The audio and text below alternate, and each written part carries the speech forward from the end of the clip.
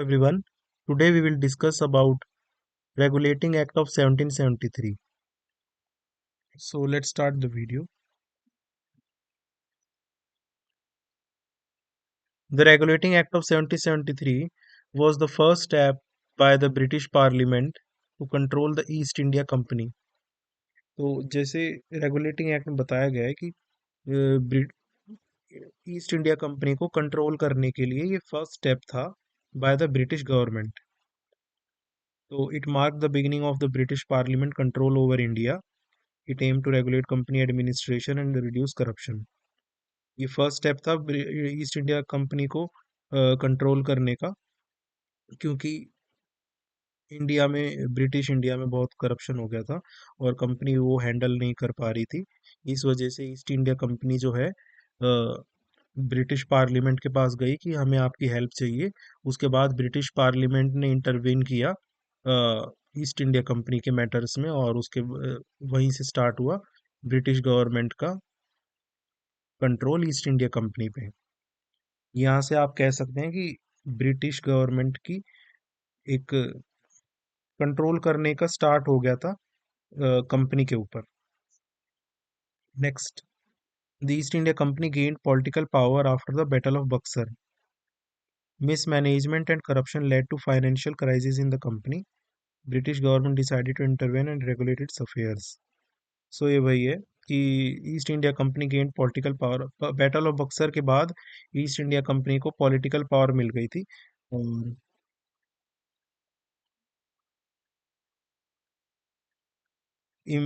Governance को improve करने के लिए और एक सेंट्रल अथॉरिटी इस्टेब्लिश करने के लिए ब्रिटिश गवर्नमेंट को लाया गया था ईस्ट इंडिया कंपनी के द्वारा.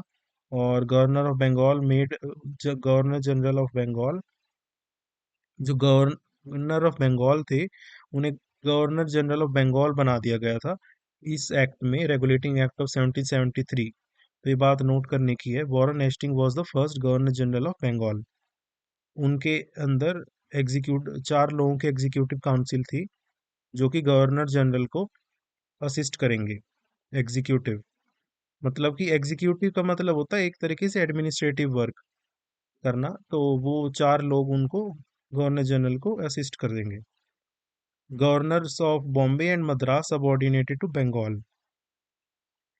तो बॉम्बे के और मद्रास के जो गवर्नर्स हैं, ये बंगाल को सबऑर्डिनेट करेंगे, उनके अंडर रहेंगे. Supreme court established at Calcutta. Supreme court को इस्टेब्लिश किया गया कलकत्ता के अंदर, और जिसमें एक चीफ जस्टिस होंगे और 3 जजेस होंगे, जिसे क्राउन के द्वारा अपॉइंट किया जाएगा, British crown. First chief justice was sir Elijah Impey. तो कंपनी के ऊपर क्या क्या रेस्ट्रिक्शंस लगाए गए? कंपनी सर्वेंट्स को ब्राइब्स और गिफ्ट्स लेने के लिए अनुमति नहीं थी. Court of directors to report revenues to British government. जो भी रिवेन्यू होता था इंडिया के अंदर, जो भी कलेक्शंस होते थे कंपनी के द्वारा, वो सब कुछ ब्रिटिश गवर्नमेंट को कंपनी को रिपोर्ट करना था. तो ये है इसका मतलब. First written constitution of British administration in India. Established parliamentary control over company, laid foundation of central administration in India. Governor के पास बहुत ही लिमिटेड पावर्स थी. Frequent conflicts. तो गवर्नर जनरल और सुप्रीम कोर्ट के बीच में उनकी काउंसिल के साथ कॉन्फ्लिक्ट्स रहते थे इस एक्ट में, क्योंकि गवर्नर जनरल को ज़्यादा पावर्स नहीं दी गई थी. जैसे कि 4 लोगों की काउंसिल है गवर्नर जनरल की, ठीक है, तो उसमें से एक गवर्नर जनरल भी हैं. तो अगर 3 लोग जो बाकी हैं गवर्नर जनरल के अलावा, वो सहमत होंगे किसी डिसीजन के ऊपर, तो ओवर रूल हो जाता था, और गवर्नर जनरल उसमें कुछ भी नहीं कर सकते थे. ठीक है, तो मेजॉरिटी के बेसिस पर कोई भी डिसीजन पास होता था. तो उनके पास ऐसी कोई स्पेशल पावर नहीं थी कि अगर उनको कोई चीज़ अच्छी लग रही है तो वो ओवर रूल कर दें. ठीक है, तो इसमें ये है. Conclusion. Regulating Act of 1773 was a landmark in Indian constitutional history. Though imperfect, it paved the way for future reforms like its India Act 1784. Thank you.